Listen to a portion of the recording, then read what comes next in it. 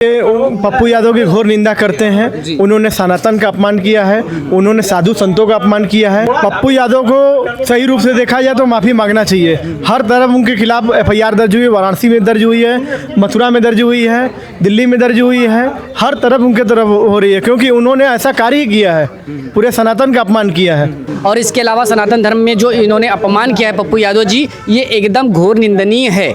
इसको किसी भी तरीके से स्वीकृत नहीं किया जा सकता और इन्होंने जो अपमान किया है इसके लिए उनको क्षमा मांगना चाहिए पूरे सनातन धर्म से। क्योंकि जब मृत्यु को प्राप्त होते हैं तो राम नाम सत्य है का नारा देते हैं, चाहे वो सपाई हो, चाहे भाजपाई हो, चाहे भाजपाई हो, वो इस धर्म का अनुसरण करते हैं। क्यों करते हैं वो अनुसरण क्यों करते हैं धर्म का? अपवाद हर जगह है। 100 लोगों में से 2, 4, 3 लोग ऐसे मिलते हैं जो अपवादित होते हैं। पप्पू यादव वो अपवादित हैं जो घर को डिस्टर्ब कर रहे हैं, लेकिन बाकी 9 से जो 95 लोग हैं उनसे जब भी आप किसी भी साधारण इंसान से पूछेंगे तो वो कहेगा ये सनातन धर्म का अपमान कर रहे हैं। ये अखिलेश यादव जिनकी वाइफ का नाम डिम्पल यादव है, जिन मदरसा में गई थी तो मौलवी ने क्या बोला था, कौन सा अपमान किया था? वो भी सनातन अपमान था क्योंकि वो हिंदू की नारी हैं, हिंदुस्तान की नारी है वो। उनका अपमान अखिलेश यादव घूंट पी के रह गए। क्यों रह गए? किस लिए? कि उनको चंद वोटों की वो तस्करी करनी थी कि वो वोट हमारे पास आ जाए, मुसलमान बैंक हमारे पास रहे, हमारे जबवा में रहे।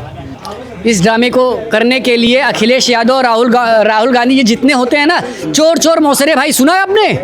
ये सारे चोर मौसेरे भाई हैं। तुम घोटाला करो हम साथ देंगे, हम घोटाला करेंगे तुम साथ देना। चंपक राय जी गलत थे, ऐसा नहीं है। उन्होंने अपना पूरा सहयोग किया है और उन्होंने ईमानदारी से त्यागपत्र दिया है, इज्जत के साथ। नमस्कार, मैं हूं विकेश और आप देख रहे हैं HTV न्यूज़। हम हैं अभी उत्तर प्रदेश के चुनाव कैप्चर करने के लिए उत्तर प्रदेश के एक शहर मिर्ज़ापुर के अंदर। मिर्ज़ापुर के हम पास ही हैं विंध्याचल मंदिर के पास में, विंध्याचल कॉरिडोर के पास। वहाँ पर कुछ हमारे साथी हैं जो घूमने के लिए आए थे, जो टूरिस्ट है यहाँ के मंदिर में दर्शन करने के लिए आए थे।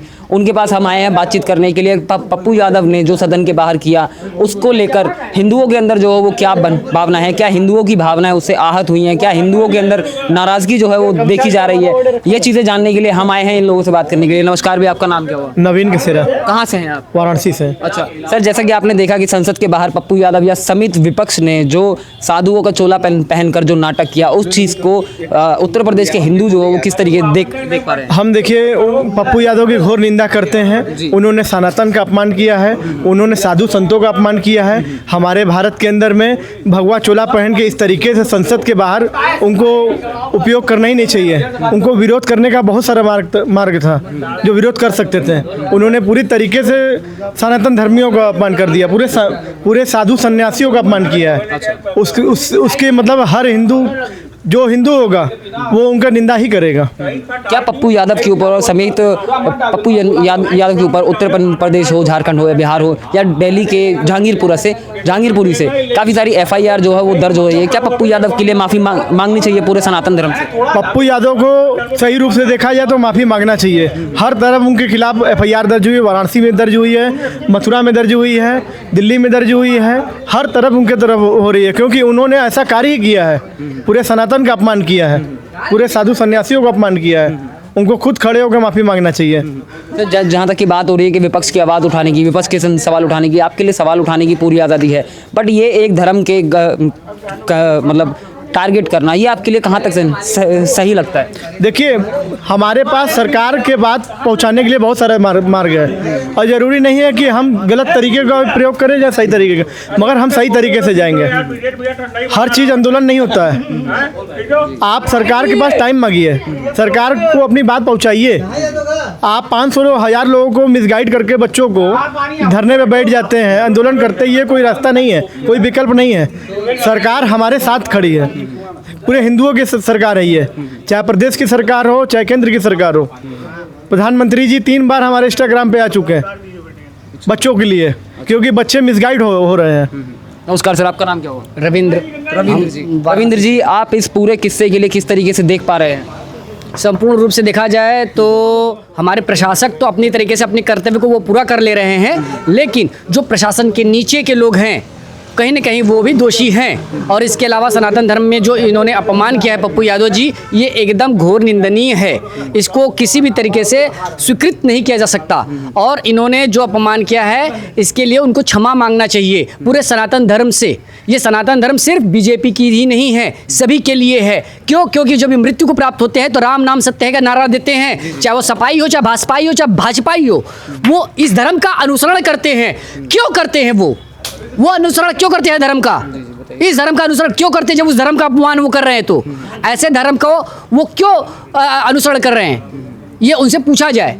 हमारे धर्म को हमारे अपने धर्म को वो अपने इस तरीके से संचालित करते हैं और उसके बाद अब चंद वोटों के लिए वो इन परंपराओं को विरोध करते हैं। भगवाधारी इस देश की वो रीढ़ की हड्डी है जिसके कारण ये धरातल चल रहा है।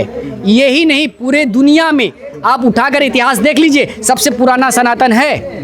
आप किसी भी वस्तु स्थिति के बारे में बात बताइए, किसी भी स्थिति की बताइए, सब हमारे सनातन धर्म ने दिया है। इसी देश में आपदा आ जाता है तो हमारा आरएसएस वर्क करता है। कौन सा संगठन है जो कार्य करता है?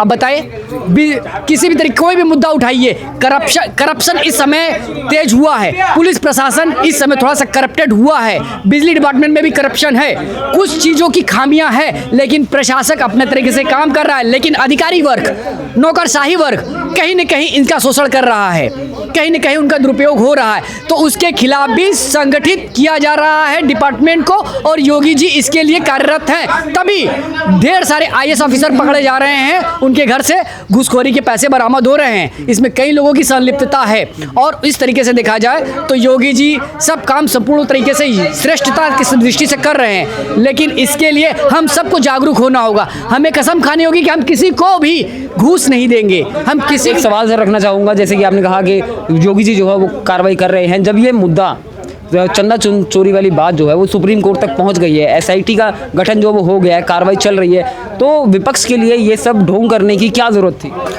उनको अपने हाईलाइट करने के लिए, किसी भी तरीके से उनके मोराल को डाउन करने के लिए, बीजेपी की संस्था को किसी भी तरीके से नीचा दिखाने के लिए उनको प्रोपेगेंडा चाहिए। आप उठाकर देख लीजिए, दिल्ली का जो शालीमार कांड था, उसके पहले का जो कोरोना काल था, कोई भी मुद्दा उठाकर आप देख लीजिए जो इधर चंद 5 साल में हुए आए हैं, उस सब का प्रोटेस्ट इन्होंने किया है। चाहे उसमें किसी भी तरीके से गवर्नमेंट ऑफ इंडिया ने जितना भी दम लगाकर अपना पॉजिटिव सपोर्टिंग किया हो, लेकिन उसको उन्होंने नकार दिया है। क्यों नकार दिया है? अरे हम लोगों को नहीं दिख रहा है, हम लोग साधारण जनता है, हम लोग तो उसका बेनिफिट ले रहे हैं ना। हाँ, कोरोना काल को कितने अच्छे से उन्होंने हैंडल किया। क्यों कोई भी इंसान भूखा नहीं मरा? आपको पता होना चाहिए, हर इंसान को संपूर्ण रूप से पूरा सहयोग किया है गवर्नमेंट ऑफ इंडिया ने। और दूसरा नोटबंदी बताइए, नोटबंदी से क्या नहीं हुआ? पाकिस्तान जिसको बर्बाद करने के लिए इंडिया ने बहुत कुछ किया, नहीं हुआ, लेकिन एक नोटबंदी कर देने से पाकिस्तान। एक और सवाल रखना चाहूँगा, दूसरी तरफ एक तरफ तो पप्पू यादव जो है वो बोलते हैं कि मेरे दिल में जो है वो राम बसते हैं, मेरी जुबान में जो है वो शिव हैं, मैं हिंदुत्व का जो रक्षक हूँ। दूसरी तरफ वो भगवा चोला पहनकर दान पेटी लाकर उसके अंदर वो चंदा जो वो चुरा कर अपनी जेब में रख रहे हैं। ऐसे इस तरीके का नाटक जो उन्होंने पेश किया, इससे विदेशों को छोड़ो इंडिया की हर जनता के पास में क्या जाएगा कि भगवा रंग पहनने वाले या ओढ़ने वाले या मानने वाले चोर हैं या वो चंदा चोरी करते हैं, इससे ये चीज़ जाएंगी। देखिए मेरी बात समझिए, अपवाद हर जगह है। 100 लोगों में से 2, 4, 3 लोग ऐसे मिलते हैं जो अपवादित होते हैं। पप्पू यादव वो अपवादित हैं जो घर को डिस्टर्ब कर रहे हैं, लेकिन बाकी 9 से जो 95 लोग हैं उनसे जब भी आप किसी भी साधारण इंसान से पूछेंगे तो वो कहेगा ये सनातन धर्म का अपमान कर रहे हैं, ये अपने रीति रिवाज को खुद नहीं फॉलो कर रहे हैं। यादव समाज का क्या हस्र हो रहा है वो नहीं देख रहे हैं? किसके खिलाफ वो खड़े हैं? अपने समाज, अपने देश के खिलाफ वो खड़े हैं, अपने हिंदुत्व के खिलाफ वो खड़े हैं। चंद वोटों के लिए, अपनी सत्ता को बनाए रखने के लिए वो जो कुछ करना पड़े वो करने के लिए तैयार हैं। अपने घर की स्त्रियों के साथ वो दुर्व्यवहार करने के लिए तैयार है। अखिलेश यादव, जिनकी वाइफ का नाम डिम्पल यादव है, मदरसा में गई थी तो मौलवी ने क्या बोला था, कौन सा अपमान किया था? वो भी सनातन अपमान था, क्योंकि वो हिंदू की नारी हैं, हिंदुस्तान की नारी हैं वो। उनका अपमान अखिलेश यादव घूट पी के रह गए। क्यों रह गए? किस लिए? कि उनको चंद वोटों की वो तस्करी करनी थी कि वो वोट हमारे पास आ जाए, मुसलमान बैंक हमारे पास रहे, हमारे जबवा में रहे, इसलिए क्योंकि वो बुरा न माने, अपने वोट बुरा न माने, इसके लिए वो जो करना कर देंगे, अपना हद छोड़ देंगे वो। आपने कहा कि मुसलमान बुरा न माने, वोट बैंक की जो वो राजनीति कर रहे हैं। इससे पहले कितने ही मदरसा हैं जिनके अंदर घोटालों के मामले सामने आए, मस्जिदों में चोरी हुई, ज़मीन घपलों के जो वो मतलब मामले जो वो सामने हुए, वक्फ बोर्ड का घपला हो गया, ठीक है, इनके अंदर अखिलेश यादव या फिर समित विपक्ष, पूरा विपक्ष जो वो खामोश क्यों रहा? तब टोपी और कुर्ता पहनकर सदन के बाहर ड्रामा क्यों नहीं किया गया? इस ड्रामे को करने के लिए अखिलेश यादव और राहुल गांधी ये जितने होते हैं ना, चोर चोर मौसेरे भाई, सुना है आपने? ये सारे चोर चोर मौसेरे भाई हैं। तुम घोटाला करो हम साथ देंगे, हम घोटाला करेंगे तुम साथ देना। ये एक प्रोपेगेंडा है यार। देश है, फंड है, ठेकेदारी है, वो फंड वो प्रोग्राम बनाना है, मनरेगा है, फलाना ठिकाना है, सब में तो पैसा वसूली हो रहा था। वो पैसा वसूली खत्म हो गया। अपने ही बिल्डिंग में ये रहते थे, क्या नाम है इनका, वित्त मंत्री जो थे, और उनकी वाइफ को वो दिया जाता था, किराया दिया जाता था संसद में। टीएमसी की जो एक नेता है, टीएमसी ने सवाल उठाया कि ये धर्म, सनातन धर्म का अपमान नहीं है, ये बस बीजेपी जो धर्म का धंधा कर रही है उसको पास करिए तो ज़्यादा अच्छा है, क्योंकि टीएमसी ने तो सारे हद को पार कर दिया था। बांग्लादेश को इंडिया में लाकर पूरे इंडिया को उन्होंने बांग्लादेश से जोड़ने के लिए क्या क्या नहीं किया, जो करना था वो कर दिया। समझ रहे हैं? उनका एक विधायक तो वो अमानवीय हरकत कर दिया कि हिंदू की नारी को उसने एक खिलौना खेल की तरह यूज कर डलाया, और उन्होंने स्त्रीत्व के लिए क्या किया, जबकि वो खुद वो एक स्त्री थी। इसलिए आप टीएमसी की बातें मत करिए। देश विकास के लिए टीएमसी कहीं कोई जिम्मेदार नहीं है। उसको अपना प्रोपेगेंडा सेट करना है, उसको जवाब देना है, चाहे वो जैसे भी दे, पक्ष में दे विपक्ष में दे, उसका बेनिफिट होना चाहिए। वो तो कांग्रेस के खिलाफ भी बोलती है, जब उसका केस फंसता है तो कांग्रेस के खिलाफ वो बोलती है, जहाँ उसका केस ठीक हो जाता है वो कांग्रेस को विरोधी बना देती है ना। वो क्या नाम है कांग्रेसी नेता अनिरुद्ध जी, कौन से हैं वो भी तो टीएमसी से हैं, कांग्रेस से हैं। अच्छा, तो क्या है कि कभी वो टीएमसी के खिलाफ बोलते हैं, कभी टीएमसी को साथ में ले लेते हैं। मगर आरोप ये लगाया जा रहा है कि भाजपा सरकार जो है वो हिंदू धर्म का धंधा कर रही है। वो ये धंधा शब्द आपको पास आया कहाँ से? ये टीएमसी के नेता ने बोला। ये वो उसकी संकीर्ण मानसिकता है। हम अपने धर्म कर्म के लिए कोई भी कार्य करते हैं, कोई भी आयोजन करते हैं, वो धंधा हो गया।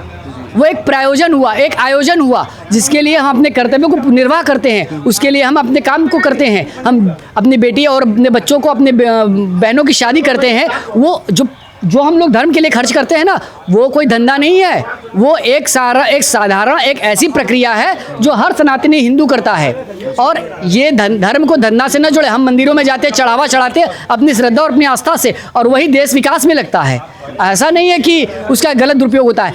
एक दो केस आपके, जब बहुत बड़ा फैमिली होता है तो उसमें एक दो फैमिली गलत हो सकते हैं, लेकिन पूरी फैमिली गलत नहीं हो सकती है। अयोध्या कांड हुआ, ठीक है, मान रहे अयोध्या कांड हुआ, लेकिन अयोध्या कांड में 2, 4, 10 लड़के अगर गलत हो गए तो इसका मतलब ये नहीं कि वो पूरा टीम गलत था। चंपक राय जी गलत थे, ऐसा नहीं है। उन्होंने अपना पूरा सहयोग किया है और उन्होंने ईमानदारी से त्यागपत्र दिया इज्जत के साथ। और गलती सबसे हो सकती है, गलती हमसे भी हो सकती है, आपसे भी हो सकती है। गलती हुई है, लेकिन उस गलती का ये कहा जाए कि जानबूझ के किया गया था और उसके लिए एक प्रोपेगेंडा बनाकर उसको पेश किया जा रहा है, तो ये गलत है। बहुत बहुत शुक्रिया। ये थी मिर्ज़ापुर से ग्राउंड रिपोर्ट के हिंदुओं की आहत जो हैं, भावना जो है वो आहत हुई है, हिंदुओं के लिए बड़ा ठेस जो पहुंची है इस मुद्दे से। मैं विकेश, कैमरामैन विनायक के साथ, HDV न्यूज़।